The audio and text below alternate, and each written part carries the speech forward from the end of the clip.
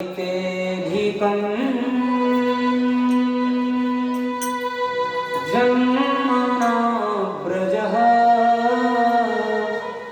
श्रयत इन्दिरा सस्वदत्रहि उदयितदृश्यतां दीक्षुतावकाश त्वयि धृतासवत् त्वां विचिन्वते शरदुदासये साधुजात सरसिजोदर श्रीमुषादृशा तो सूरतनाथ ते असुल्कदासिका वरदनेन्द्रो नेह किं बधः। गोपियों ने वहां पर गोपी गीत गाया और यह कम से कम 20 मिनट का पाठ है। अगर इसको गा करके पाठ किया जाए तो 20 मिनट लगते हैं इसका पाठ करने में, और जल्दी जल्दी करो तो 5-7 मिनट में ही हो जाता है। तो गोपियों ने गीत गाया और उस गीत के माध्यम से भगवान को पुकारती हैं और कहती हैं, हे केशव, जब से आपने ब्रजमंडल में अवतार लिया है तब से ब्रजमंडल की महिमा स्वर्ग से भी ऊंची हो गई है। सौंदर्य और मृदुला की देवी लक्ष्मी देवी वैकुंठ लोक छोड़ करके ब्रजमंडल में निवास करने लगी है। धरती में अपने पुत्र मंगल के साथ पूरी धरती को सजा दिया हुआ है, खिल गई है धरती जब से आपका अवतार हुआ है ब्रजमंडल में।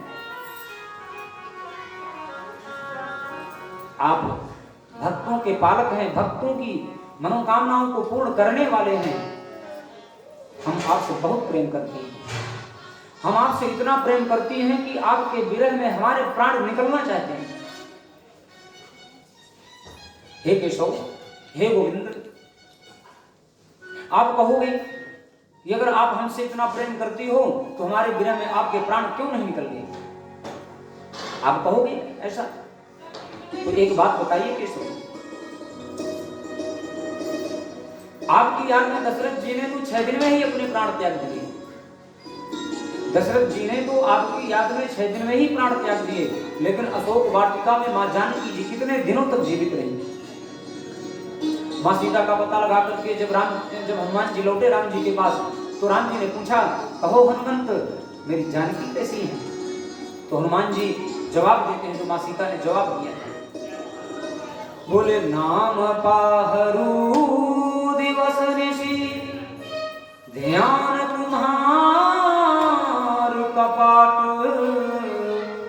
अलोचन निज पद जंत्रित जाहि प्राण के ही बात।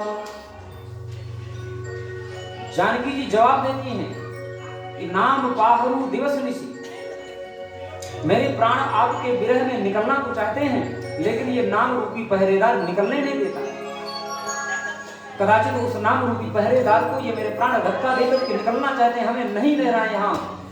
तो ध्यान तुम्हारे कपाट, आपका ध्यान रूपी दरवाजा बंद हो जाता है। कदाचित उस दरवाजे को खोल करके भी वे प्राण निकलना चाहते हैं। तो लोचन निज बत जंत्रित जाहि प्राण के ही बात, आपका ध्यान रूपी ताला बंद हो जाता है, समाधि रूपी ताला बंद हो जाता है, नेत्र बंद हो जाते हैं। लोचन निज पद जंत्रित, जंत्र कहते हैं ताले को। ये मेरे प्राण निकलना तो चाहते हैं, परंतु आपकी याद निकलने नहीं देती। गोपियां कहती हैं, जिस प्रकार से मां जानकी के प्राण नहीं निकल सके, उसी प्रकार से हमारे प्राण भी नहीं निकल पा रहे, क्योंकि हमारे प्राण निकलना तो चाहते हैं, लेकिन कवियों की वाणी, ब्राह्मणों की, संतों की वाणी से जब हम आपकी कथाओं को सुनती हैं, आपके संगीत को सुनती हैं, तब ये प्राण निकल ही नहीं पाते। कि कवि भीरीडितं कल्मषापहं श्रवण मंगलं श्रीमदाततं। ये प्राण निकलना चाहती हैं आपकी याद में, लेकिन आपकी कथाएं इन प्राणों को निकलने नहीं देती। गोपियों के जब इस भाव को कन्हैया ने देखा, गोपियों ने यहाँ पर अपने मन के संपूर्ण राज खोल दिए कन्हैया के सामने। तो कन्हैया कहीं गए थोड़ी थे, कन्हैया उनके बीच में ही बैठे हुए थे। अब देखो गोपियां कोई थोड़ी बहुत गोपियां थोड़ी थी, 16,000 गोपियां थी। अब 16,000 स्त्रियों के बीच में कोई आदमी साड़ी वाड़ी पहन के बीच में घुस जाए तो क्या पता चलेगा? कन्हैया उधरी साड़ी पहन करके बैठे हुए थे बीच में। अब वो कहती हैं हे नाथ, तो वह भी कहते हे नाथ। अब गोपियां कहती हे रमानाथ, तो वह भी कहते हैं हे रमानाथ। जैसे गोपियां कन्हैया को पुकारती हैं वैसे वह भी पुकारते हैं। और जब उनका गीत पूर्ण हुआ, कन्हैया प्रसन्न हो गए और उनके बीच में ही प्रकट हो गए। तासाम तत्सौ भगवतम वीक्षमानं च केशवम्। गोपियों के बीच में ही कन्हैया प्रकट हो गए और कहते हैं अब मैं रासलीला करूंगा, क्योंकि आप लोगों का मन बिल्कुल पवित्र है, वह बिल्कुल मुझ में रंग चुका है, इसलिए मैं रासलीला करूंगा। और रासलीला का जो है मंच तैयार हुआ। बीच में प्रिया प्रियतम की झांकी और चारों तरफ एक गोपी, एक केशव, एक गोपी, एक गोविंद, एक गोपी कृष्ण, ऐसे करके होने लगी एक एक करके। बीच में प्रिया प्रियतम की झांकी है। और जैसे ही रास आरंभ हुई तो वहां पर कामदेवता प्रकट हो गए, कामदेव आ गया। कन्हैया कहते हैं तुम कौन हो? कामदेव कहते हैं मैं काम हूं। बोले तुम्हारा यहाँ क्या काम है? बोले जहां पर सुंदर स्त्री और पुरुष होते हैं वहां पर मैं आ ही जाता हूं। कन्हैया कहते हैं फिर तो तुम्हारी यहाँ दाल गलने वाली नहीं है, तुम यहाँ से निकल जाओ, चले जाओ यहाँ से। बोले नहीं, मैं आज नहीं जाऊंगा। कन्हैया कहते हैं अरे तुम भूल गए क्या? शिव के अंदर बैठ करके एक बार मैंने तुम्हें जलाया था, याद है? वो मैं ही शिव के अंदर बैठा था, मैंने ही तुझे जलाया था। कामदेव कहता महाराज योगियों के हृदय में जाता हूं तो जलना ही पड़ता है। बोले फिर तो तुम रामावतार की बात को भी भूल गए होंगे। रामावतार में भी तो तुम्हारी दाल नहीं गली थी ना हमारे साथ। रामावतार में भगवान राम ब्रह्मचारी थे, क्योंकि एक पत्नी से भी ब्रह्मचारी होता है। और राम जी ने जिस दृष्टि से मां सीता को देखा उस दृष्टि से कभी किसी स्त्री को देखा ही नहीं। रामचंद्रान परांदारान चक्षुषा न विपश्यति। राम जी ने कभी पर स्त्री को जिस भाव से सीता को पत्नी को देखा उस भाव से किसी स्त्री को देखा ही नहीं, इसलिए एक रूप से ब्रह्मचारी ही थे। और एक स्त्री से भी पुरुष ब्रह्मचारी ही होता है।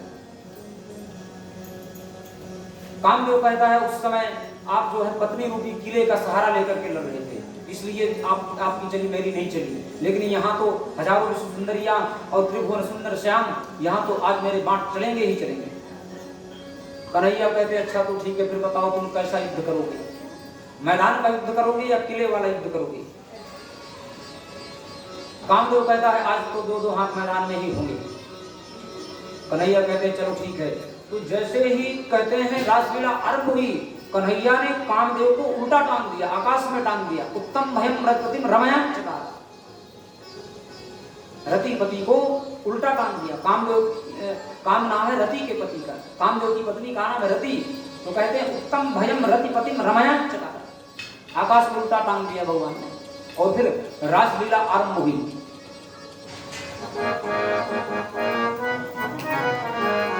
रास रचो है, रास रचो है।